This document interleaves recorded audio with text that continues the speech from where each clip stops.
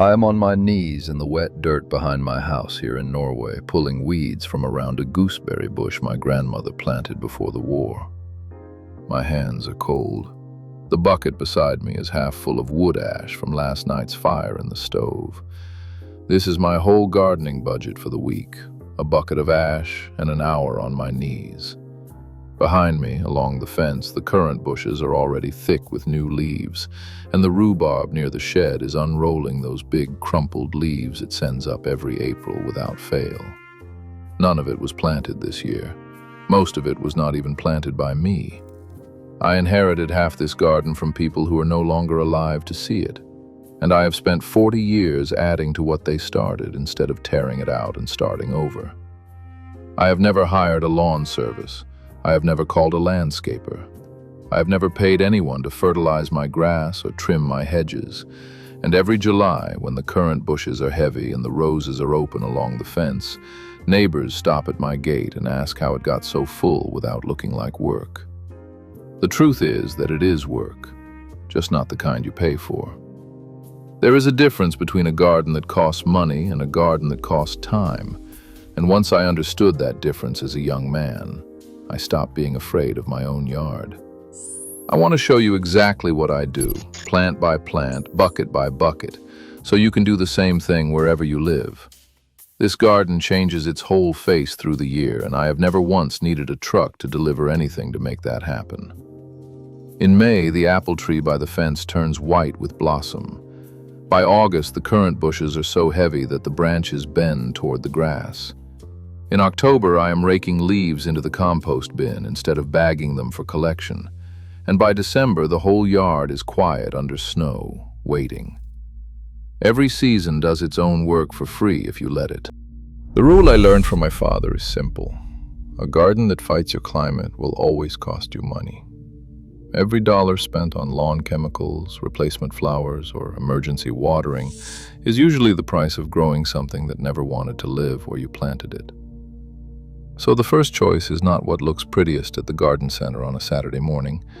It is what already thrives in your ground, your rainfall, your winters. Here, that means hardy perennial shrubs over anything that needs replanting each spring. Gooseberries, currants, and rhubarb are the backbone of an old Norwegian garden because you plant them once and they keep producing for 30, 40, 50 years.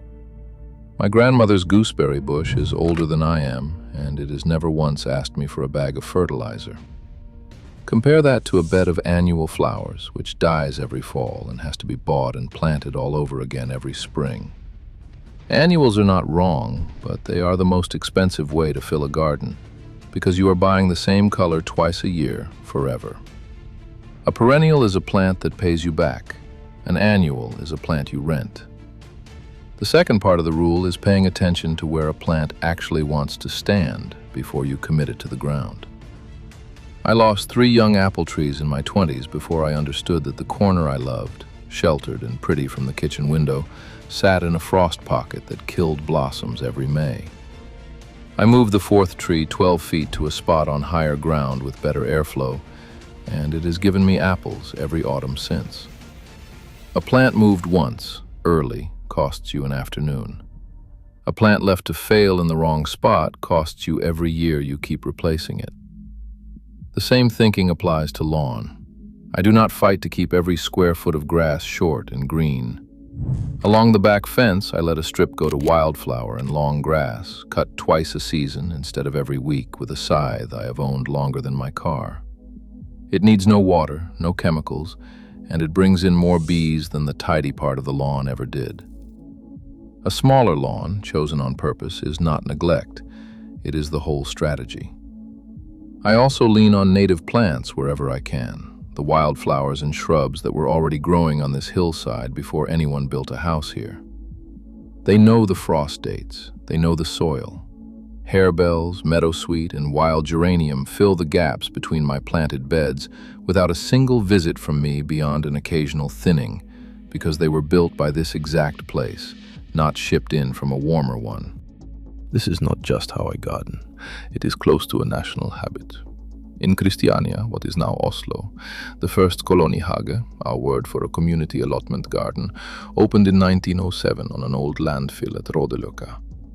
Today there are still around 2,000 of these small garden plots spread across a handful of cities, Oslo, Trondheim, Stavanger and others, each one leased from the local municipality for a fraction of market price so that ordinary families, not just landowners, could grow their own food and flowers. The largest, Solvang in Oslo, holds around 600 separate plots on what used to be farmland. And on a Sunday afternoon you can still walk in, sit at the little cafe by the gate, and eat waffles while you watch gardeners 3 generations deep tending rows their grandparents planted. Waiting lists for a kolonihage plot can run 10 to 20 years in the most popular cities. People do not treat their plot as something to buy and discard. They inherit it, they pass it down, they tend the same rows of currant bushes and rhubarb crowns for decades. Walk through one of these gardens on a summer afternoon, and you will see gardeners leaning over the low fences, trading cuttings, dividing overgrown perennials, and handing each other jars of preserves made from last year's berries. Nobody is embarrassed to ask for a piece of somebody else's plant. That is simply how a new garden gets started here, and how an old one keeps expanding without a receipt. That habit of sharing instead of buying runs through Norwegian gardening at every scale, not only in the allotments. It is a small version of dugnad, our old word for people showing up together to do necessary work, whether that is fixing a shared path or splitting a clump of peonies 3 ways so 3 gardens get fuller for free. There is also a quieter idea behind it, the word nok, meaning enough. A garden here does not need to be the biggest or the most colorful on the street. It needs to be enough, tended well, and that is a much cheaper standard to live up to than perfect. Tools follow the same pattern. Nobody in a kolonihage owns every piece of equipment they might need. One shed has the wheelbarrow, another has the good pruning saw, and it is understood that you knock on a door and borrow what you are missing, rather than buying a tool you will use twice a year. I still garden with my father's hand trowel, the handle worn smooth by his grip before mine, and it has outlasted 3 cheaper trowels I bought in between. Wood ash is the first trick, and it costs nothing because I already have a fire going most evenings through the fall and winter. Ash from untreated wood is rich in potassium, and a light dusting around roses, fruit bushes and vegetable beds in early spring does the same job as a bag of store-bought fertilizer. I keep a metal bucket by the stove just for this, and by March it is usually full. Rainwater is the second trick. I have a barrel under the downspout at the corner of the house, and through most of the growing season it is the only water my beds get. It is free, it is better for the plants than treated tap water, and it means I am not standing outside every evening with a hose while the water bill climbs. Dividing is the third trick, and it is the one that saves the most money over the years. Perennials like peonies, hostas and daylilies grow into thick clumps every 3 or 4 years, and instead of buying a new plant, I dig up the clump, split it into 2 or 3 pieces with a spade, and replant them. 1 plant becomes 3. My neighbor Ingrid and I have traded pieces of the same iris bed back and forth for over 20 years now, and neither of us has bought a new iris since we started.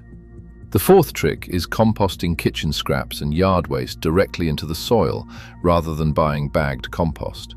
Vegetable peels, coffee grounds, eggshells, fallen leaves in autumn, all of it goes into a simple wooden bin behind the shed and comes back a year later as free, dark soil. I also chop spent plant stems and lay them straight down over the bed instead of hauling them away, which saves both a trip to the dump and a bag of mulch the following spring. The fifth trick is a living fence. Instead of buying and repairing wooden panels every decade, much of my property line is a hedge of hardy shrubs, planted once, trimmed twice a year with hand shears. A hedge does not rot, does not need paint, and does not blow down in a storm the way a fence panel can. The sixth trick is saving seeds from the plants that did best. At the end of the season, before I clear a bed, I let a few of the strongest pea pods, the tallest sunflower head, or the healthiest tomato dry out fully, and I keep the seeds in a paper envelope in a drawer through winter. Those seeds already survived my exact soil and my exact weather once, which makes them a better bet next spring than anything new from a packet. Between the ash, the rain barrel, the divided plants, the compost, the hedge instead of a fence, and a drawer of saved seed, there is almost nothing left in the garden to actually buy. I want to be straight with you about what does and does not carry over. Our growing season is short and our summers are cool, which means we deal with less of the heat stress, humidity, and fungal disease that gardens in much of the United States have to fight every July and August. A method that works beautifully in a cool, dry Norwegian summer may need real adjustments if you live somewhere hot and humid. So it is worth checking your local university extension office for what actually thrives in your specific climate zone before you commit to a plant because I mentioned it. The Kolonihage system itself does not transfer either. That model depends on land the municipality sets aside and rents out below market price, with waiting lists a decade long. Most Americans will not find anything like it nearby, so the lesson to take is not the institution, it is the habit inside it. Trade with your neighbors instead of always buying new. Here is one caution specific to two of my favorite plants. Currants and gooseberries, the backbone of my own garden, are restricted in parts of the United States. In the early 20th century, they were found to carry a fungus that can kill white pine trees. And while the nationwide ban was lifted decades ago, a handful of states still prohibit certain varieties outright, and others require a permit or limit you to resistant cultivars.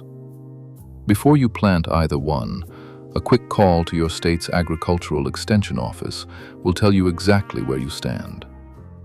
Wood ash is not right for every plant either.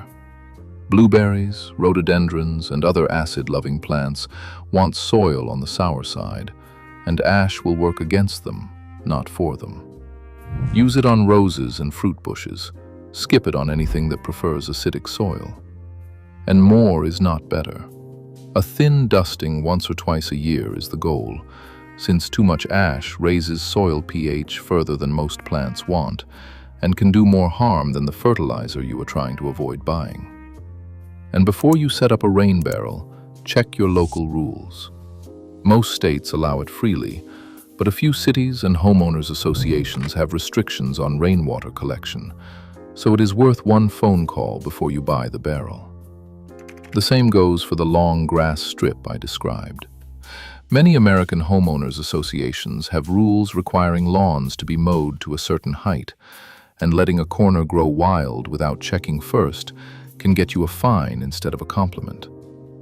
If your neighborhood has a homeowners association, read the landscaping rules or ask before you let anything grow tall. And if long grass is not allowed, a dense native flower bed usually is, and does much of the same job. Start with a rain barrel. A decent one runs about $70 to $150 at a hardware store, and it pays for itself in a single summer of not running the hose every evening. This fall, plant 2 or 3 perennials instead of a flat of annuals. Peonies, daylilies, or irises all divide easily within a few years. The average American household spends around $300 to $500 a year on lawn and garden care, and a real share of that goes toward replacing plants that die every winter. A perennial you divide every few years is a garden that gets bigger for free instead of one you keep buying over again. If you have a fireplace or a fire pit, start saving the ash in a metal bucket instead of throwing it out, and use it on roses and fruit bushes in early spring instead of a $10 or $20 bag of fertilizer.